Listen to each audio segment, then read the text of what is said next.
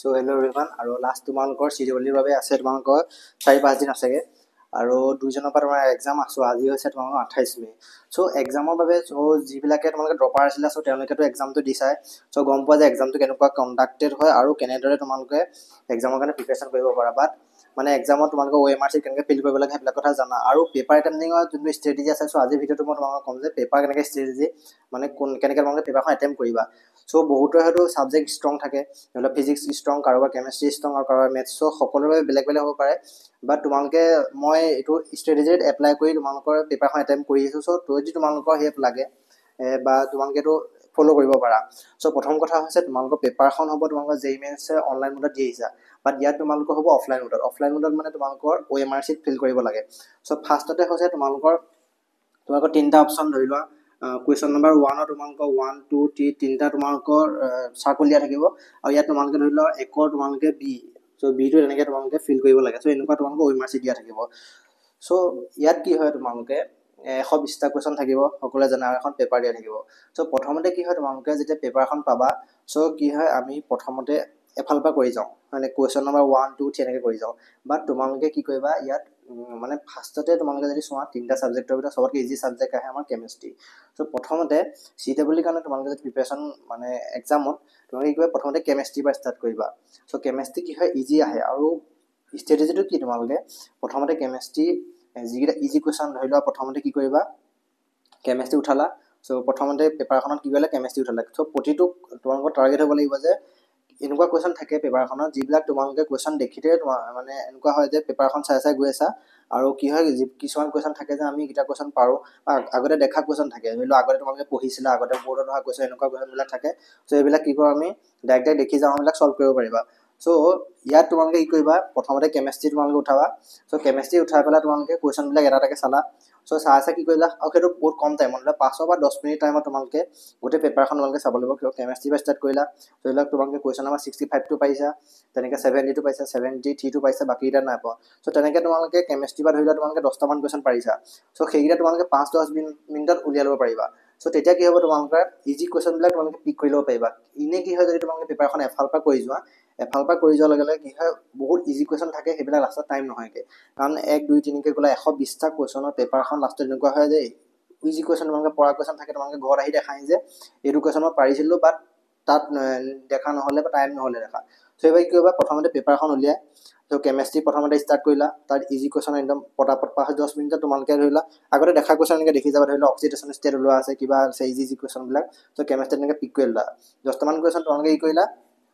OMRখনত feel কৰিব নালাগে OMRখন তোমালোকে লাষ্টত ফিল কৰিবা ধৰি লোৱা তোমালোকে একৰ এইটো জানা এনেকৈ পেপাৰখনত তোমালোকে ABC এনেকৈ দি গ'লা সো এইটো হৈছে তোমালোকে কেমিষ্ট্ৰিত তোমালোকে এনেকৈ ধৰি লোৱা 10টামান কুৱেশ্যন তোমালোকে কেমিষ্ট্ৰিত কৰিলা তাৰপিছত আহিলে তোমালোকৰ ফিজিক্সত সো ফিজিক্সত কি কৰিবা তাৰপিছত ফিজিক্সত কৰিবা তো ফিজিক্সত যদি তোমালোকে তেনেকৈ ফিজিক্সত যদি তোমালোকে 10টামান কুৱেশ্যন নোৱা 6-7টামান উঠাই ল'লা সো তেনেকৈ তুমি 16টামান কুৱেশ্যন ফিজিক্স আৰু কেমিষ্ট্ৰিৰ পৰা উঠাই ল'লা তাৰপিছত আহিলে তোমাৰ 16টা কুৱেশ্যনত তোমালোকে যদি চোৱা সো 64 মাৰ্কছ তোমালোকে আধা ঘণ্টাত উলিয়াব পাৰিবা 64 মাৰ্কছ আৰু তাৰপিছত মেথছতো তোমালোকে বেছি নোৱাৰিব পাৰা সো মেথছতো যদি তোমালোকে 4-5টামান কুৱেশ্যন যদি লোৱা মই ধৰি ললোঁ 5টা কুৱেশ্যন লৈছা 5টা কুৱেশ্যনত 20 নম্বৰ মানে তোমালোকে 84 মাৰ্কছ তোমালোকে এনেকুৱা হ'ব যে প্ৰথম তোমালোকে আধা ঘণ্টা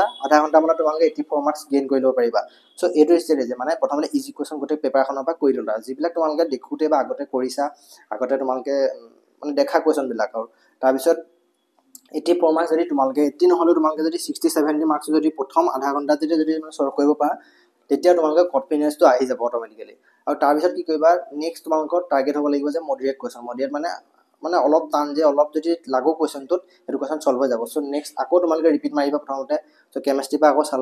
চাই পেলাই তোমালোকে কি কৰিবা আকৌ সলভ কৰিলা সো সলভ কৰাৰ পিছত মানে আকৌ মডাৰেট কুৱেশ্যন আকৌ ধৰি লোৱা তোমালোকে যেটা কুৱেশ্যন পাৰা 4-5টামান কুৱেশ্যন আকৌ পাৰিছা সো তেনেকৈ ট্ৰাই কৰিবা আৰু এটা ষ্টেপকৈ গৈ থাকিবা ধৰি লোৱা তাৰপিছত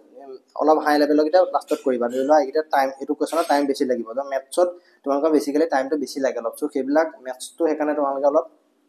লাষ্টৰ ফালে থ'ব পাৰা বা যিবিলাকে যদি মেথছ ষ্ট্ৰং তেতিয়াহ'লে প্ৰথমতো কৰিব পাৰা ধৰি তোমালোকৰ লগত কথা আৰু মেইন কথাটো হ'ল তোমালোকে যদি ভাবিছা যে তোমালোকক আণ্ডাৰ 500 ৰেংক লাগে সো আণ্ডাৰ 500ৰ কাৰণে তোমালোকে মিনিমাম ধৰিব লাগিব 160 মাৰ্কছ তোমালোকে গেইন কৰিব লাগিব তোমালোকে আণ্ডাৰ 500 ৰেংকছ পাবলৈ চ' আণ্ডাৰ 500ৰ কাৰণে 160 মানে তোমালোকে যদি এইটোৰ ৰেঞ্জত আহিবলৈ বিচাৰিছা চ' তোমালোকে কি কৰিব লাগিব তোমালোকে টাৰ্গেট ল'ব লাগিব 60 বা 65টা কুৱেশ্যনছ তোমালোকে এটেম্প কৰিব লাগিব চ' এইটো হৈছে তোমালোকৰ মেজৰ টাৰ্গেট যে 65টা কুৱেশ্যনছ তোমালোকে এটেম্প কৰিব লাগিব আৰু বহুত হয়তো ইয়াত 60 বা 60 কুৱেশ্যন মানে কিমানটা হ'ব তোমালোকৰ 240 মাৰ্কছ চ' 240 মাৰ্কছ টাৰ্গেট কৰিবলৈ কৈছে কেলে ইয়াৰ ভিতৰত তোমালোকৰ নিগেটিভ মাৰ্কিংছো হ'ব এনেকুৱা নহয় যে তোমালোকে 60টা কুৱেশ্যন কৰিলা গোটেইগাল শুদ্ধ হৈ যাব বহুত ভুল হয় আৰু মই নিজে 65টা মান কুৱেশ্যন কৰিছিলোঁ আৰু মই পাইছোঁ তোমাৰ 173 মাৰ্কছ চ' বহুত ভুল হৈছে মোৰ আকৌ চ' এইটো কি হয় আৰু টুক্কা কি হয় তোমালোকে বহুতে কি হয় OMRখন কি হয় ধৰি লোৱা OMRখন যেতিয়া ফিল কৰা থাকে এনেকুৱা হয় যে ধৰি লোৱা তোমালোকে 40টা কুৱেশ্যন একদম শুদ্ধকৈ কৰিছিলা 40টা কুৱেশ্যন তোমালোকে কাৰেক্ট কৰিছিলা 40টা কুৱেশ্যন মানে 160 মাৰ্কছ তোমালোকে পাই আছা এতিয়া কি হয় বহুতে কি হয় এনজাইটিত মানে যে OMRখন ফিল কৰিব লাগে গোটেইখন ফিল কৰিব লাগে সেইটো ধান্দাত কি কৰোঁ আমি আৰু কুৱেশ্যন বঢ়াই লৈ দিওঁ ধৰি লোৱা টুক্কা মাৰি দিলা তুমি গোটেইগাল কুৱেশ্যন কৰি থৈ গুচি আহিলা 120টা কুৱেশ্যন তোমালোকে টুক্কা চুক্কা মাৰি কৰি থৈ দিলা 40টাই অট'মেটিক তোমাৰ শুদ্ধ হৈছিলে 160 পাই আছিলা 120 তোমালোকে কি কৰিলা টুক্কা 120টা গোটেইগাল কুৱেশ্যন তোমালোকে টুক্কা মাৰি থৈ গুচি আহিলা তাৰপিছত ইয়াৰ পৰা তোমালোকে কিমান 120 মাইনাছ 40টা কুৱেশ্যন মানে 80টা কুৱেশ্যনত তোমালোকে টুক্কা মাৰিছা ঠিক আছে 80টা কুৱেশ্যনৰ ধৰি লোৱা তোমালোকে 20টা কুৱেশ্যনৰ যদি শুদ্ধ হয় বাকী 60টা কুৱেশ্যন তোমালোকৰ ভুল হ'ব 60টা কুৱেশ্যন মানে 20টাটো শুদ্ধ হৈছিলে মানে 160 180 মাৰ্কছ 60 নম্বৰ গ'ল ডাইৰেক্ট তোমালোকে 120 মাৰ্কছত পাই যাবাহি চ' টুক্কা মাৰি তোমালোকে লাভ নহয় চ' টুক্কা মাৰিব অলপ আঁতৰি থাকিবা তোমালোকে যিমানটা কুৱেশ্যন কৰিছা ধৰি লোৱা 60 বা 65 আৰু এনেকুৱা লাগিব যে OMR স্ক্ৰীনখন আধাখন এখন ফিলে কৰা নাই কিন্তু তাত টুক্কা মাৰি থৈ আহিবা কাৰণ প্ৰতিটো নম্বৰতে তোমালোকৰ -1 মাৰ্কছ আছে চ' -1 মানে তোমালোকৰ এটা কুৱেশ্যনত তোমালোকে টুক্কা মাৰিবা তোমালোকৰ ৰেংক একদম ডাইৰেক্ট তোমাৰ 160টা যদি কাৰেক্ট কৰিছিলা 40টা টুক্কা মাৰিলে তোমালোকে 120 নম্বৰ তোমালোকে এইচিটো বাদেই দিয়া নোপোৱাই চ' 160 য'ত তুমি এইচি পাই আছিলা টুক্কা মৰা জহত তুমি ডাইৰেক্ট তলত পাই যাবা চ' এনেকুৱা বহুতৰ ক্ষেত্ৰত হয় বহুত টেলেণ্টেড ষ্টুডেণ্টো থাকে চ' তেওঁলোকেও মানে ভাল হয় তেওঁলোকৰ লেভেলটো ভাল হয় কিন্তু তেওঁলোকে ইমান এটা কৰি পেলাই কি কয় অভাৰ কনফিডেঞ্চত গৈ টুক্কা মাৰি দিয়ে মানে মাৰি দিওঁ বুলি টুক্কা মাৰি দিয়ে আৰু লাষ্টত গৈ পেলাই মাৰ্কছ 120 110 ৰখি যায়গৈ চ' এইটো ভুল নকৰিবা যিমানটা কৰিছা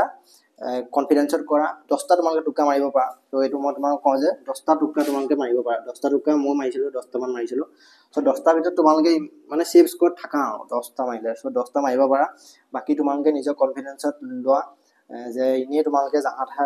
যি কুৱেশ্যন মনত আহিছে চব টুক্কা মাৰি নাযাবা এফালৰ পৰা আৰু নেক্সট যদি তোমালোকে চোৱা ডকুমেণ্টছ কি লাগিব চ' ডকুমেণ্টছ তোমালোকে আধাৰ এক্সামৰ দিনা চ' আধাৰ কাৰ্ড আৰু তোমালোকে এডমিট কাৰ্ডখন লৈ যাব পাৰা আৰু ফটো 3-4খন লৈ যাবা চ' বেলেগ একো নালাগে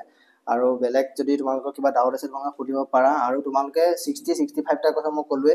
আৰু এইকেইদিনত লাষ্ট কি কৰিবা এইকেইদিনত তোমালোকে PIQবিলাক কৰা বেলেগ কৰিবলৈ টাইম নাই কাৰণ 28 29 30 চ' 4 দিন আছে চ' এইকেইদিনত তোমালোকে অকল PIQৰ ওপৰত ফ'কাছ কৰা আৰু বেলেগ একো নাই চ' যদি কিবা ডাউট আছে তোমালোকে সুধিব পাৰা চ' এইকেইটা কুৱেশ্যন কৰিবলৈ আছিলে তোমালোকৰ চ' থেংক ইউ